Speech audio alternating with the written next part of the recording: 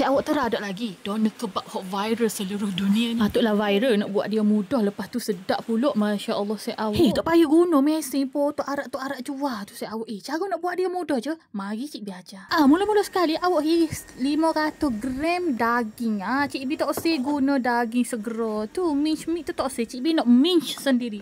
Janganlah semua kita buat homemade. So daripada mince tu, lepas tu bubuh dalam bekal. Lepas tu awak bubuh bawang putih dengan bawang merah. Awak kisar kasar.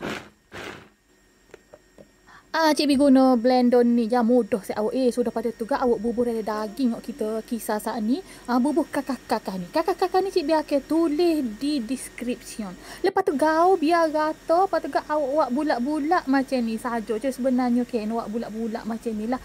Tengok dia dekat molek kek. Lepas tu awak ambil parchment paper. Buat panjang macam ni. Debak bubuh daging awak bulat-bulat saat ni. Lapis sekali lagi dengan parchment paper. Lepas tu awak gelek dia sampai nipis halus. Cik Bi tak ada gelek. Tak cuba cari gelek. Cik Bi faham mana lah. Cik Bi guna botol kaca pun tak apa.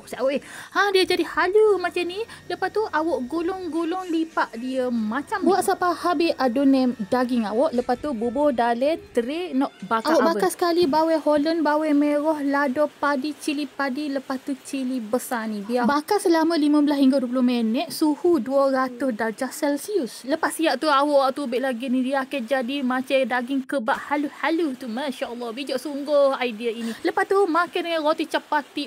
Aduh sedap saya awak. Bukan roti capati ni. Ni roti gardenia wrap tu.